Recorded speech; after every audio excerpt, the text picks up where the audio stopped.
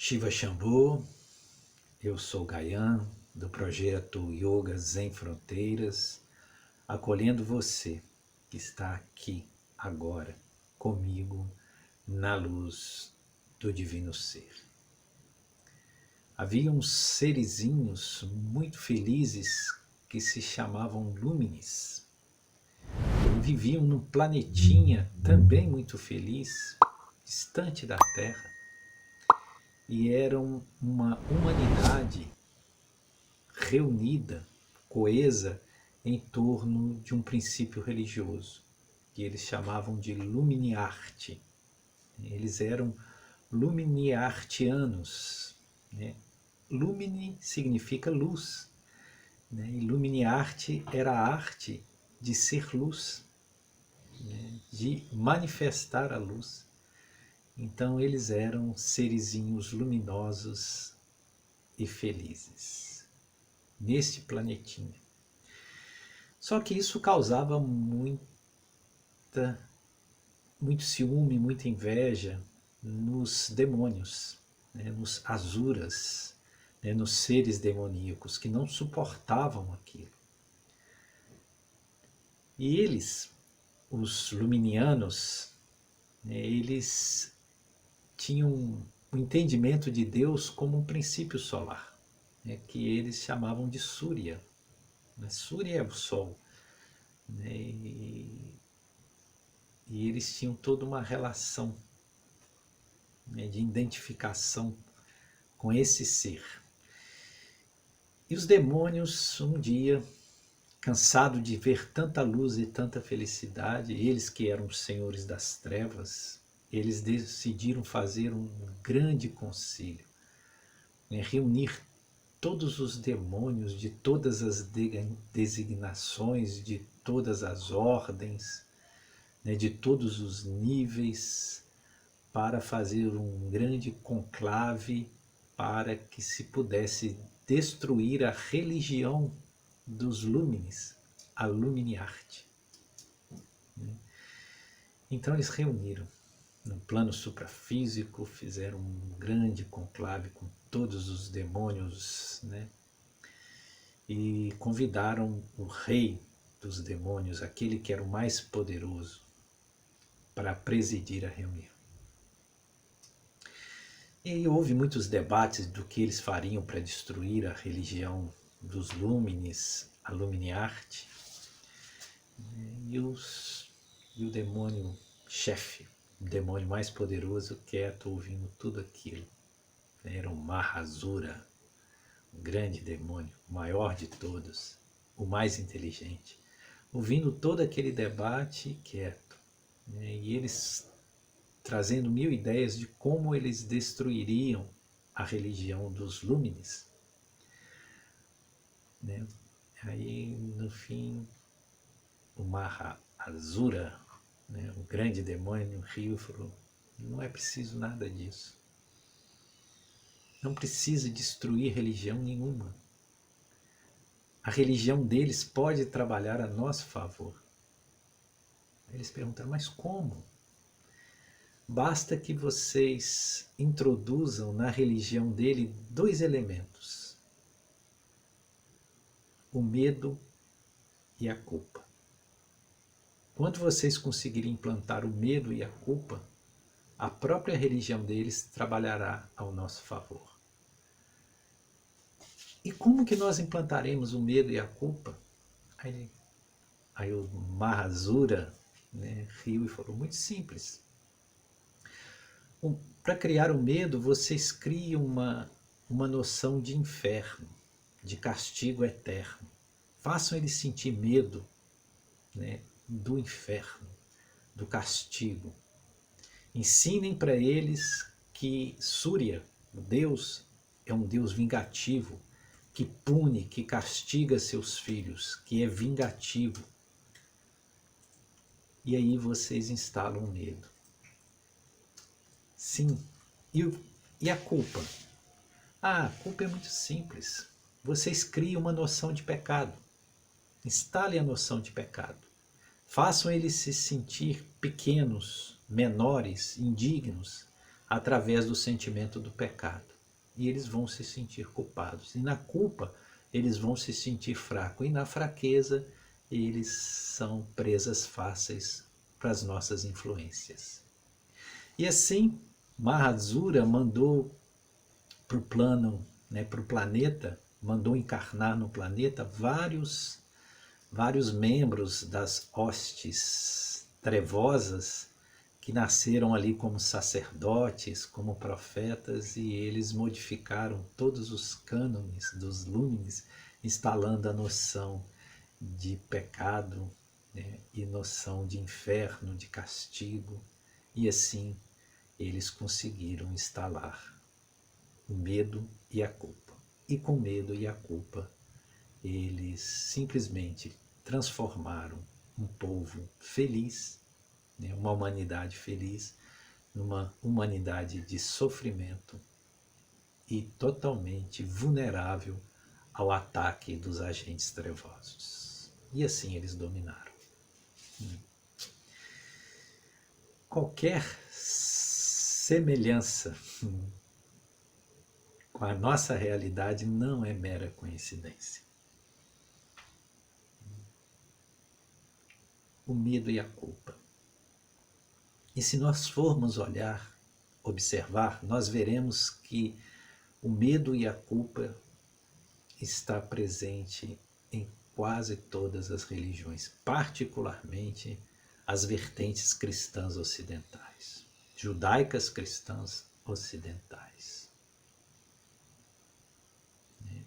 E cultiva-se uma noção de um Deus que é capaz de, mesmo amando profundamente um filho, sendo esse Deus Pai, ele, por erros desse filho, que ainda é imperfeito, e se é imperfeito é porque Deus não os criou perfeitos, e sim perfectíveis, ou seja, com potencialidade de perfeição, tendo que caminhar, evoluir para atingir essa evolução pelos próprios esforços, logo, seres ainda incipientes, ainda imaturos, esse Deus poderia, julgar um filho seu, que assim o é por designação dele próprio,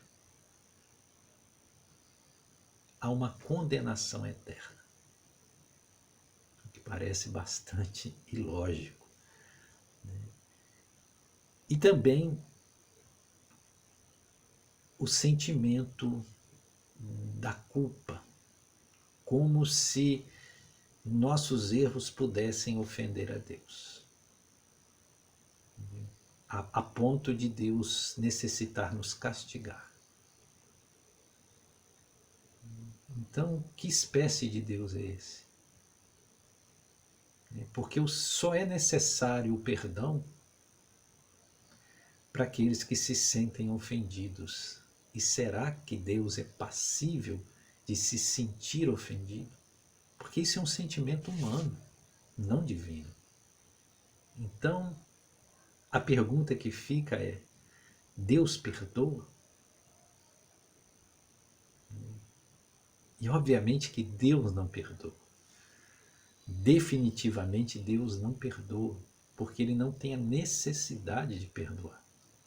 Porque não há nada que nós possamos fazer que vá ofendê-lo. Porque para a visão divina, tudo que nós vivenciamos é um processo. Faz parte de uma lapidação dessa centelha divina.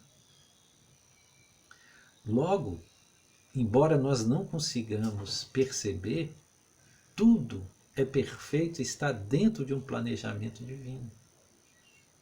Nós precisamos, por erros e acertos, crescer.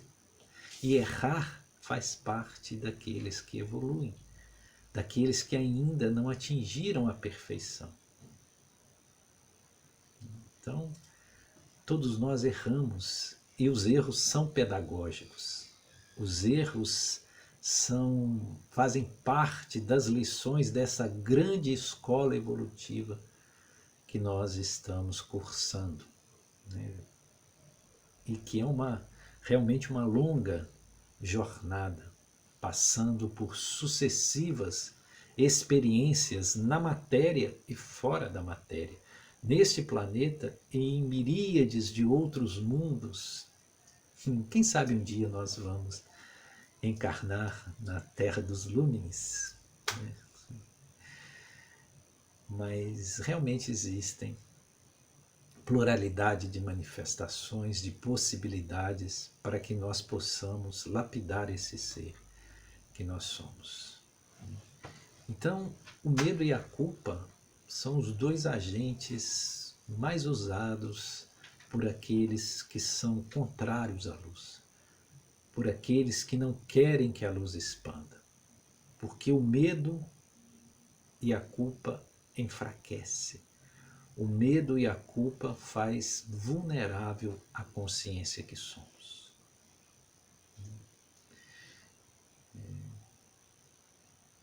Medo e culpa.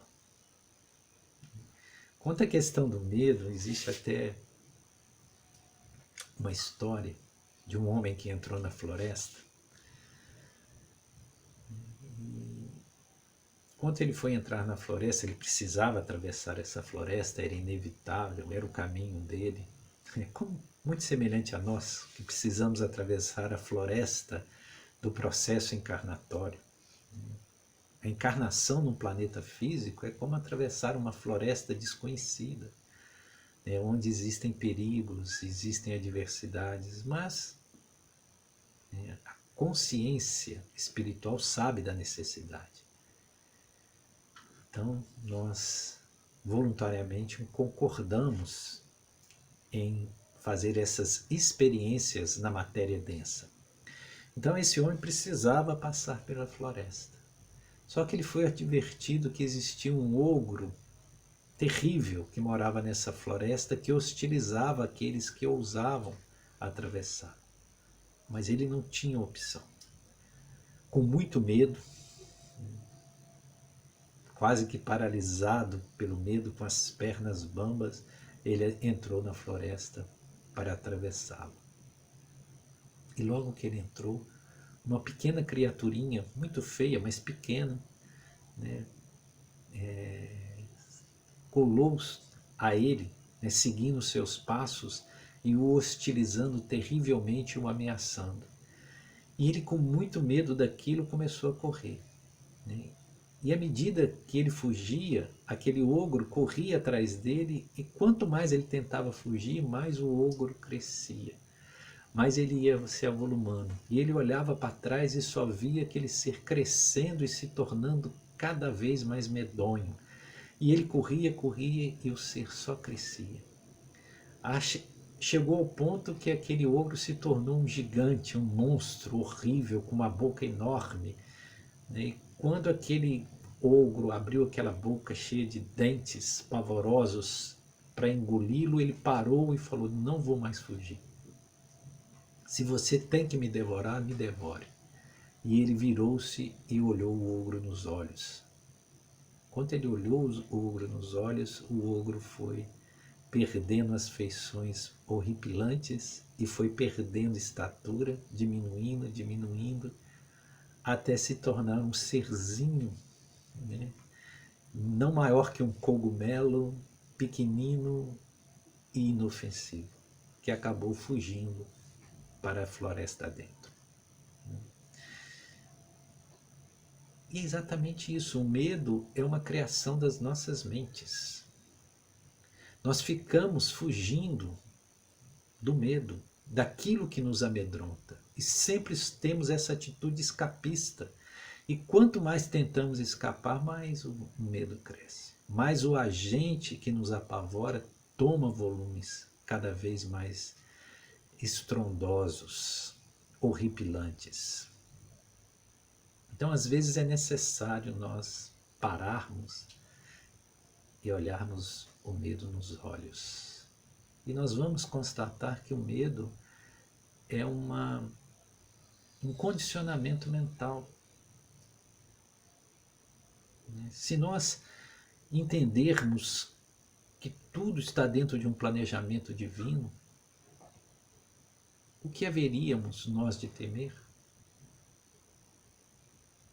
Se nós entendêssemos que nada pode afetar o ser real que nós somos, nada, nem mesmo a morte pode afetar esse ser, o que nós teríamos por ter medo? Igualmente, em relação à culpa, nós deveríamos trocar o sentimento da culpa pelo sentimento de responsabilidade. Reconhecer que nós erramos, e às vezes erramos terrivelmente, e que isso faz parte de um processo, porque nós somos seres experimentando na matéria. E às vezes, né, nós trazemos um corpo emocional muito ainda contaminado, que nos traz emoções muito negativas e com ela a resultante de ações que não são nada dignas por vezes, mas que isso faz parte de um processo. Então, se nós entendermos que somos seres ainda vulneráveis, que, embora perfectíveis, ainda não atingimos um estágio onde nós possamos superar os equívocos e trocarmos a culpa, que é um sentimento paralisante, porque o ser em culpa, ele não mais progride, ele não mais soluciona as suas questões e desafios. Ele simplesmente entra no estado de autoapiedamento, autocomisseração, se sente coitadinho, né? Se sente indigno. Aquele que é um lixo, aquele que é indigno. E isso quebra totalmente a possibilidade de expansão consciencial e crescimento espiritual. Mas quando nós olhamos para os nossos equívocos e nós os temos com responsabilidade em vez de culpa, nós assumimos os nossos atos e assumimos as consequências naturais dos nossos atos, porque nós temos liberdade de agir, mas temos também o retorno dessas ações, né, que é a colheita daquilo que semeamos, né, e da qual nós não podemos fugir. A semeadura é livre, mas a colheita é obrigatória. Então, quando nós olhamos com responsabilidade para os nossos atos e nos comprometemos perante os mesmos atos para que nós possamos fazer diferentes ou consertar os equívocos que nós semeamos, né, agindo com responsabilidade, com consciência, isso é transformador, isso é libertador. E assim nós conseguimos superar a culpa. Mas precisamos, obviamente, entender que certas estruturas de controle que estão instaladas, né, elas propositalmente trabalham com medo e com a culpa. Porque com medo e com a culpa nós somos controláveis. Nós somos absolutamente controláveis. Nós nos tornamos rebanhos, nos tornamos gados que facilmente são conduzidos e aprisionados num curral. Nós nos tornamos massa de manobra. Isso não é libertador.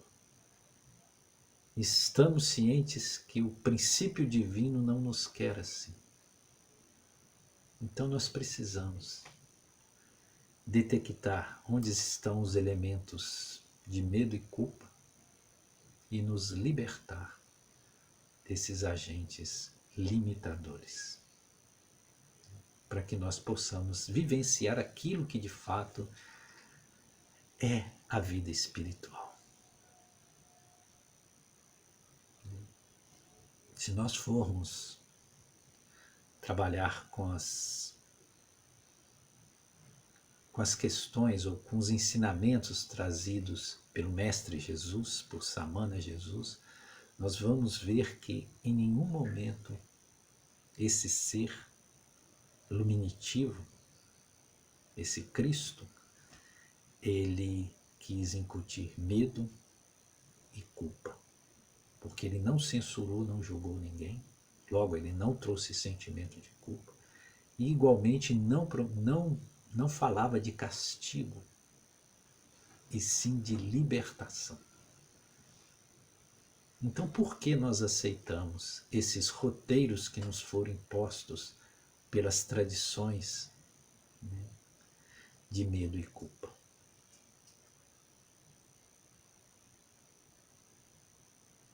Então, necessitamos refletir muito sobre isso. Gratidão a você que está aqui conosco no nosso canal, compartilhando dos nossos conteúdos, que possamos seguir semeando sementes de luz por caminhos de paz.